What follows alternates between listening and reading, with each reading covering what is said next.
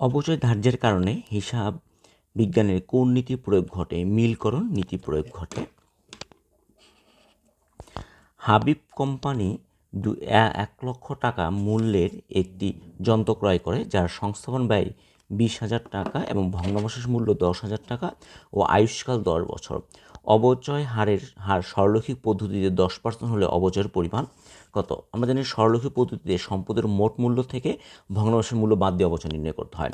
তাহলে সম্পদের মূল্য হচ্ছে 1,00,000 এবং সংস্থাপন ব্যয় 20,000, তাহলে সম্পদের অর্জন ব্যয় হচ্ছে 1,20,000।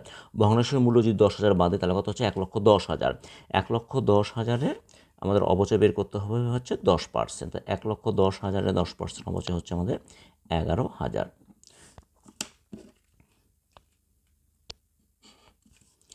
নিচের কোনটি কাল্পনিক সম্পত্তি? কাল্পনিক সম্পত্তি বা অবাস্তব সম্পত্তি হচ্ছে শেয়ার অবহার। কাল্পনিক বা অবাস্তব সম্পদ, যে গ্রন্থস্বত্ব, সুনাম, এগুলো হচ্ছে অদৃশ্যমান স্থায়ী সম্পদ এবং ইজারা সম্পদ হচ্ছে স্থায়ী সম্পদ। তাহলে শেয়ার অবহার হচ্ছে কাল্পনিক বা অবাস্তব সম্পদ।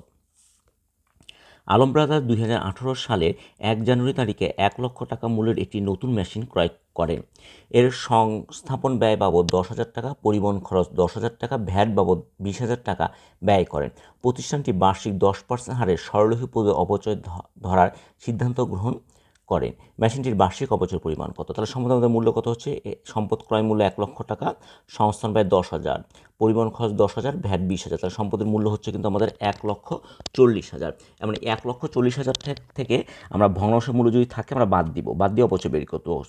কারণ সরলরৈখিক পদ্ধতিতে সম্পদের মোট মূল্য থেকে ভগ্নাংশের মূল্য বাদ দিয়ে অপচয় বের করতে হয় এবং এর কিন্তু কোনো ভগ্নাবশেষ মূল্য নাই। তাহলে 1,40,000-এর 10% হচ্ছে 14,000।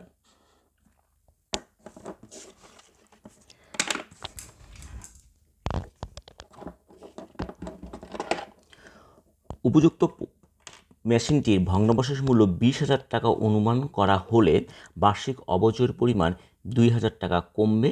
অবচয়যোগ্য মূল্যের পরিমাণ 20,000 টাকা কমবে এবং মেশিনটির মোট ক্রয় মূল্য টাকা 20,000 টাকা কমবে। যদি ভগ্নাবশেষ মূল্য 20,000 টাকা হতো তাহলে আমাদের বার্ষিক অবচয় কিন্তু 2,000 টাকা কমে যেত। কারণটা হচ্ছে 20,000 টাকার 20,000 আমাদের এখানে সম্পদের মূল্য কত? সম্পদের মূল্য হচ্ছে এখানে 1,40,000 অর্জন ব্যয়, অন্যান্য সব খরচ যোগ করে তাহলে আমাদের সম্পদের অবচয় আসে 10% কত? 14,000। ঠিক আছে। যদি এটা ভগ্নাবশেষ মূল্য যদি 20,000 হইতো তাহলে কিন্তু আমরা 1,40,000 উপর অবচয় বের করতাম, অবচয় বের করতাম 1,20,000 উপর। কারণটা হচ্ছে সরলরৈখিক পদ্ধতিতে সম্পদের মোট মূল্য থেকে এই 20,000 টাকা ভগ্নাবশেষ মূল্য কিন্তু বাদ যেত। তাহলে অবচয় পরিমাণ কত হতো? অবচয় পরিমাণ কিন্তু হতো আমাদের 12,000। তাহলে অবচয় আগে ছিল 14,000, ভগ্নাবশেষ মূল্য 20,000 হলে অবচয় পরিমাণ হতো 12,000, অর্থাৎ 2,000 টাকার অবচয় পরিমাণ কমে যেত এবং অবচয়যোগ্যের মূল্যের পরিমাণ 20,000 টাকা কমবে। কারণ আমাদের প্রথমে কিন্তু অবচয়যোগ্য মূল্যের পরিমাণ 1,40,000 টাকা আসতেছে, কিন্তু ভগ্নাবশেষের মূল্য যদি থাকতো 20,000 টাকা তাহলে অবচয়যোগ্য মূল্য পরিমাণ হতো কিন্তু 1,20,000 টাকা, অর্থাৎ অবচয়যোগ্যের মূল্য পরিমাণও 20,000 টাকা কমে যেত।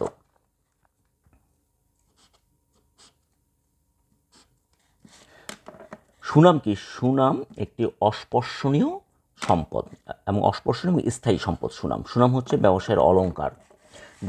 ব্যবসা অতিরিক্ত মুনাফা অর্জন করার ক্ষমতাকে সুনাম বলে। রেওয়া মিল কি? রেওয়া মিল হচ্ছে খতিয়ান উদ্বৃত্তের তালিকা। আমরা জানি লেনদেন, প্রথমে লেনদেন লিপিবদ্ধ করা হয়, তারপর জাবেদা খতিয়ান থেকে রেওয়া মিল কি? তাহলে আমরা বলতে পারি রেওয়া মিল হচ্ছে খতিয়ান উদ্বৃত্ত সমূহের একটি তালিকা। জনাব তনয়ের ব্যবসায়ে 2020 সালে মোট লাভ 50,000 টাকা, প্রশাসনিক খরচ 15,000 টাকা এবং বিক্রয় ও বন্টন খরচ 5,000 টাকা। এছাড়া সুদ বাবদ প্রাপ্ত আয় 2,000 টাকা। ব্যবসায়ের নিট লাভ কত? নিট লাভ আমরা কীভাবে বের করবো? আমাদের যে মোট লাভ আছে 50,000 টাকা, এই মোট লাভ থেকে আমরা প্রশাসনিক খরচ এবং বিক্রয় ও বন্টন খরচ যদি বাদ দিই তাহলে আমরা পরিচালন মুনাফা পাবো। এই প্রশাসনিক খরচ এবং বিক্রয় বন্টন খরচ এগুলো কিন্তু পরিচালন ব্যয়ের খরচ। তাহলে আমাদের 50,000 থেকে যদি আমরা 15,000 5,000 20,000 যদি বাদ দিই তাহলে আমাদের পরিচালন মুনাফা হচ্ছে 30,000 এবং প্রাপ্ত সুদ, এটি অন্যান্য আয়তে আসবে। 30,000 সাথে আমরা প্রাপ্ত সুদ যদি 2,000 যোগ করি তাহলে আমাদের নিট লাভের পরিমাণ হচ্ছে 32,000 টাকা। প্রাপ্য হিসাবের উপর সন্দেহজনক সঞ্চিত 2,000 টাকা চার্জ করার ফলে কি হবে? যদি এই যে আমাদের নিট লাভ কিন্তু 32,000, এর মধ্যে যদি আমরা সন্দেহজনক পাওনা সঞ্চয় 2,000 টাকা চার্জ করতাম তাহলে কিন্তু আমাদের নিট লাভ 30,000 হবে। কারণটা হচ্ছে আমাদের প্রাপ্য হিসাবে সন্দেহজনক সঞ্চিতির কারণে আমাদের নিট লাভ কিন্তু আমাদের ক্ষতি বাড়লে আমাদের নিট লাভ কী হবে? কমে যাবে এবং চলতি সম্পদের পরিমাণ হ্রাস পাবে 2,000 টাকা। কারণ প্রাপ্য হিসাবের উপর যে সঞ্চিতি আমরা ধার্য করবো এটি কিন্তু আমার প্রাপ্য হিসাব থেকে বাদ যাবে এবং মোট সম্পদের পরিমাণও কিন্তু আমাদের 2,000 টাকা কমে যায়। কেন মোট সম্পদের পরিমাণ 2,000 টাকা কমে যাবে? এর কারণটি হচ্ছে যে আমাদের প্রাপ্য হিসাব যদি 2,000 টাকা কমে যায়, যেটা চলতি সম্পদ কমে গেলে কিন্তু মোট সম্পদও কমে যাবে। তাহলে উত্তর হচ্ছে 1, 2 এবং 3। উদয়ন ট্রেডার্স এর 31/12/2020 তারিখে প্রস্তুতকৃত রেয়া মিলে বিমা সালামি 30,000 টাকা, যা 1/7/2020 তারিখে 4 বছরের জন্য নেওয়া হয়েছে। আমাদের বিমা সালামি নেওয়া হচ্ছে 30,000 টাকা 4 বছরের জন্য এবং গ্রহণ করা হয়েছে 1/7/2020 সালে। আচ্ছা, এখানে বলা আছে 2020 সালে বিমা খরচ কত। আচ্ছা, আমাদের 30,000 টাকা নেওয়া হয়েছে 4 বছরের জন্য। 30,000 টাকা যদি আমরা 4 বছরের জন্য নিই, তাহলে 1 বছরের ব্যয় কত? 1 বছরের ব্যয় কিন্তু আমাদের 7,500 টাকা। কিন্তু 2020 সালে কিন্তু বিমা নেওয়া হয়েছে 1/7/2020 তারিখে। তাহলে ওই 20 সালে কতদিন ব্যবহার হবে? 6 মাস। 12 দিয়ে ভাগ 6 দিয়ে যদি আমরা গুণ করি, তাহলে আমাদের বিমা বাবদ খরচ, বার্ষিক খরচের পরিমাণ 3700 টাকা। কারণ বিমা হচ্ছে 30,000 টাকা নেওয়া হয়েছে 4 বছরের জন্য এবং বিমা গ্রহণ করা হয়েছে 1/7/2020-এ। তাহলে আমাদের 20 সালের অঙ্ক, 20 সালে কিন্তু আমরা 6 মাস ব্যবহার করছি। তাহলে 30,000 টাকা, 30,000 টাকার বিমা 1 বছরের বিমা ব্যয়ের পরিমাণ কিন্তু 7,500 টাকা। আর বিমা আমরা ব্যবহার করছি 2020 সালে 6 মাস। 6 মাসে হলে 12 দিয়ে ভাগ 6 দিয়ে গুণ করলে 3750 টাকা হচ্ছে আমাদের 2020 সালে বিমা খরচের পরিমাণ। যদি বিমা সালামি 30,000 টাকা 2020 সালে খরচ হিসাবে দেখানো হয়, তবে প্রতিষ্ঠান আর্থিক বিবরণীতে কী প্রভাব পড়বে? আচ্ছা, আমাদের বিমা কিন্তু আমরা নিচ্ছি 30,000 টাকা। এই 30,000 টাকার মধ্যে থেকে আমরা ব্যয় 2020 সালে ব্যয়ের পরিমাণ কিন্তু আমাদের 3750 টাকা। আর অবশিষ্ট টাকাটা কিন্তু আমাদের সম্পদ থাকে। অবশিষ্ট তাহলে কত থাকে? অবশিষ্ট যদি আমরা এখানে বাদ দিই, তাহলে আমাদের অবশিষ্ট পরিমাণ থাকে হলো 26,250 টাকা। এটা কিন্তু আমাদের সম্পদ, অগ্রিম বিমা, এটা আমাদের সম্পদ।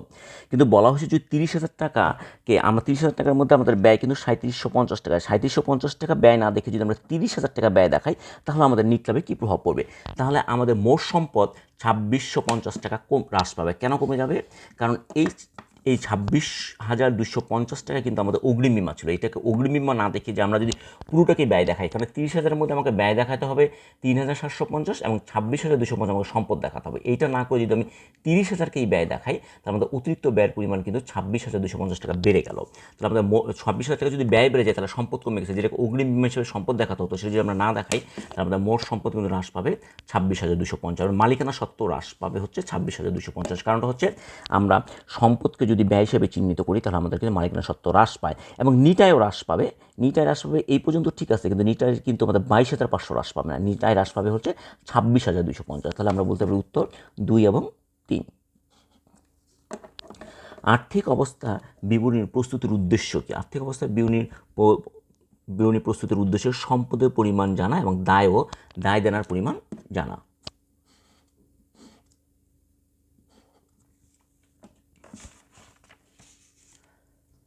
জেরিন এন্টারপ্রাইজ এর 2019 সালের 31 ডিসেম্বর তারিখে বিশদ বিবরণী তথ্য ছিল: প্রারম্ভিক মজুত পণ্য 1 লক্ষ টাকা, পণ্য ক্রয় 1,50,000 টাকা, মজুরি 2,000, বেতন 3,000, সমাপনী মোট পণ্য 97,000 টাকা, বিক্রয় 2,05,000 টাকা, বিক্রয় ফেরত 5,000 টাকা। জেড এন্টারপ্রাইজ এর বিক্রিত পণ্যের ব্যয়ের পরিমাণ কত? বিক্রিত পণ্যের ব্যয় বের করার সূত্র হচ্ছে প্রারম্ভিক মজুত পণ্য এবং পণ্য ক্রয় যোগ করতে হবে, তার সাথে প্রত্যক্ষ খরচ যোগ এবং সমাপনী মজুত পণ্য বিয়োগ করতে হবে। তাহলে প্রারম্ভিক মজুত পণ্য কত হচ্ছে আমাদের? 1 লক্ষ টাকা। প্রারম্ভিক মজুত পণ্য 1 লক্ষ টাকা, পণ্য ক্রয় 1,50,000 টাকা, তাহলে আমাদের হচ্ছে 2,50,000 এবং মজুরি হচ্ছে 2,000, তাহলে কত হচ্ছে? 2,52,000 টাকা। এবং সমাপনী মজুত পণ্য 97,000। এই 2,52,000 থেকে যদি 97,000 টাকা আমরা বাদ দিতে পারি, তাহলে আমাদের প্রারম্ভিক মজুত পণ্য হচ্ছে 1 লক্ষ টাকা, ক্রয় হচ্ছে আমাদের ক্রয় 1,50,000, মজুরি 2,000, তাহলে আমাদের পরিমাণ হচ্ছে 2,52,000 এবং আমাদের সমাপনী মজুত পণ্য বাদ দিতে হবে কত? 97,000 টাকা।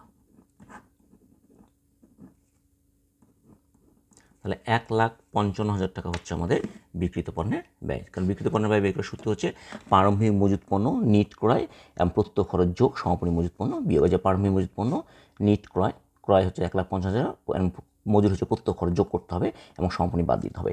বেতন এগুলো কিন্তু পরোক্ষ খরচ। জেন এন্টারপ্রাইজ এর হিসাব বছর শেষে বকেয়া বেতনের পরিমাণ ছিল 2,000 টাকা, যা সমন্বয় করা হলে কি হবে? যদি বকেয়া বেতন সমন্বয় করা হলে আমাদের মোট মুনাফা কমবে কিন্তু, কারণ বেতনের সাথে আমাদের মোট বেতন যদি সমন্বয় করা হয়, তাহলে আমাদের নিট মুনাফা কমবে। কারণটা হচ্ছে বেতন কিন্তু পরোক্ষ খরচ, আর পরোক্ষ খরচ কিন্তু মোট লাভে আসে না, পরোক্ষ খরচগুলো আসে আমাদের নিট লাভে। তাহলে বেতন এখানে আসে হচ্ছে 3,000 টাকা, আমরা যদি বেতন 2,000 টাকা সমন্বয় করি তাহলে বকেয়া বেতন, তাহলে কি বেতন কিন্তু 3,000-এর জায়গায় কত হবে, 5,000 হবে। বেতনে রেওয়া দেওয়া আছে, উদ্দীপকে দেওয়া আছে 3,000, আর 2,000 বেতন যদি আমরা সমন্বয় করি তাহলে আমাদের বেতন কিন্তু বাড়বে। বেতন বাড়লে আমাদের নিট লাভ কমে যাবে, মোট লাভ কমবে না। কারণটা হচ্ছে বেতন পরোক্ষ খরচ, এটি নিট লাভ নির্ণয় আসে, মোট লাভ নির্ণয় আসে না। এবং বেতন 5,000 টাকা হবে, এবং এই যে বেতন আগে ছিল 3,000, বকেয়া বেতনের কারণে বেতনের পরিমাণ হবে 5,000 টাকা। তাহলে উত্তর হচ্ছে 2 এবং 3। চেকে 20,000 টাকার কলকব্জা ক্রয় করে এর পরিবহন বাবদ 500 টাকা, সংস্থাপন বাবদ 2,000 টাকা প্রদান করা হলে লেনদেনটি জাবেদায় মেশিন হিসাব কত হবে? আমরা জানি কোনো স্থায়ী সম্পদ অর্জন করার ক্ষেত্রে যত টাকা ব্যয় হয়, অর্থাৎ একটা স্থায়ী সম্পদ অর্জন করতে যে অর্থ ব্যয় এবং এর সাথে অনানুষঙ্গিক যত খরচগুলো হয় সবগুলো মিলিয়ে কিন্তু মেশিনের মূল্য হবে। তাহলে আমরা মেশিন ক্রয় করেছি 2,000 টাকা, অন্যান্য খরচ হচ্ছে 2,500, তাহলে মেশিনের অর্জন ব্যয় হবে, লেনদেনটির জন্য মেশিন হবে আমাদের 22,500 টাকা।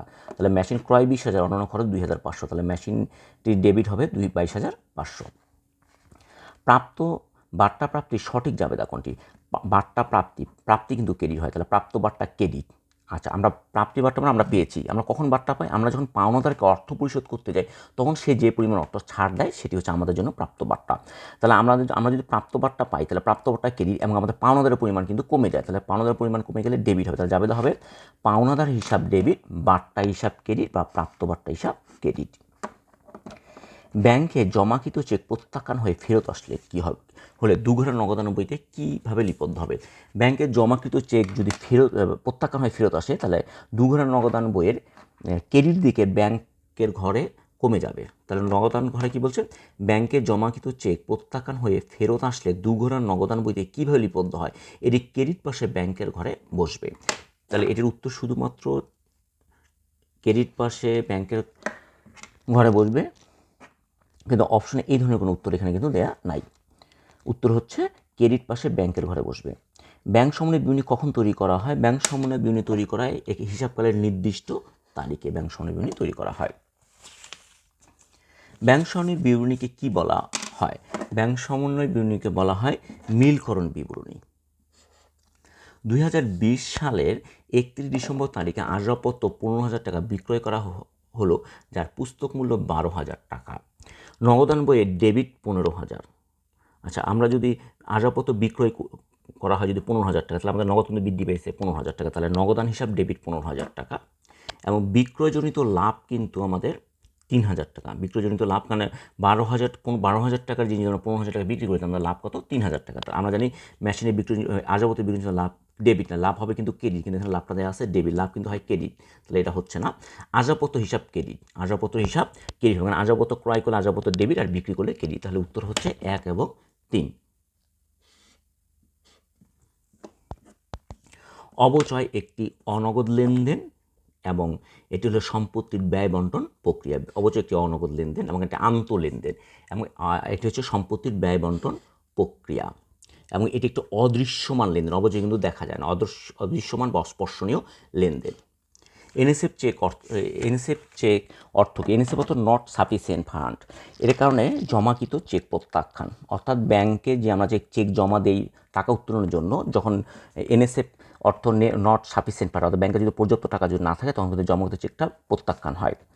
আর্থিক বিবরণী প্রস্তুত সহজতর করার উদ্দেশ্যে কোনটি প্রস্তুত করা হয়? আমরা জানি যে এর জন্য কার্যপত্র প্রস্তুত করা হয়। নতুন আসবাবপত্র মেরামত বাবদ মজুরি প্রদান করা হলে কুন্দন হিসাব ডেবিট হবে, আসবাবপত্র হিসাব ডেবিট হবে। কারণ একটা স্থায়ী সম্পদ কেনার সময় তার পিছনে যদি কোনো সংস্থাপন বা তার জন্য যদি মজুরি প্রদান করা হয় সেগুলো কিন্তু ওই সম্পদের নাম হবে, মজুরি আলাদা হবে না। যেন আসবাবপত্র মেরামত বাবদ মজুরি যদি প্রদান করা হয় তাহলে আমরা আসবাবপত্র হিসাবে ডেবিট করব, কারণ নতুন আসবাবপত্র মেরামত ছিল এটি। বিক্রয় উদ্দেশ্যে যন্ত্রপাতি ক্রয় করা হলে যাবে, দেখো বিক্রয় উদ্দেশ্যে আমরা যাই কিনে না কেন এটাকে আমরা ক্রয় বলবো, তাহলে ক্রয় ডেবিট, ক্রয় যন্ত্রপাতি যদি আমরা ক্রয় করি তাহলে ক্রয় ডেবিট, নগদান হিসাব ক্রেডিট হবে। কারণ বিক্রয় উদ্দেশ্যে যাই কিনবো না কেন তাকে আমরা ক্রয় বলবো। জাবেদাকে বলা হয় হিসাবের প্রাথমিক বই, জাবেদাকে বলা হয় হিসাবের প্রাথমিক বই। তালিকা মূল্যের ওপর ক্রেতাকে যে ছাড় দেওয়া হয় তাকে কি বলে? তালিকা মূল্যের উপর ক্রেতাকে যে ছাড় দেওয়া হয় তাকে কারবারি বার্তা, ব্যবসায়িক বার্তা বা বাণিজ্যিক বার্তা বলে। ইস্যুকৃত চেক ব্যাংকে উপস্থাপিত না হলে কি হবে? চেক ইস্যু করা হয়েছে, যদি ব্যাংকে উপস্থাপন করা না হয় তাহলে নগদান বইয়ের ব্যাংক উদ্বৃত্ত কম থাকে। কারণটা হচ্ছে আমরা যখন চেক ইস্যু করি তখন আমরা নগদান বইয়ে ব্যাংক কলাম থেকে কিন্তু ব্যাংকের টাকাটা বাদ দিয়ে দিই, এবং ব্যাংক বিবরণীর উদ্বৃত্ত বেশি থাকে। উদ্বৃত্ত এই কারণে বেশি আছে, এখনও যেহেতু চেকটা ব্যাংকে উপস্থাপন করা হয়নি। অনিশ্চিত হিসাব একটি সাময়িক এবং অস্থায়ী হিসাব। এটি একটি সাময়িক এবং অস্থায়ী হিসাব। নিচের কোনটি নগদে পাওয়া যায় না? প্রাপ্ত বার্তা, এটি নগদে পাওয়া যায় না, কারণ এটি একটি অনগদ লেনদেন।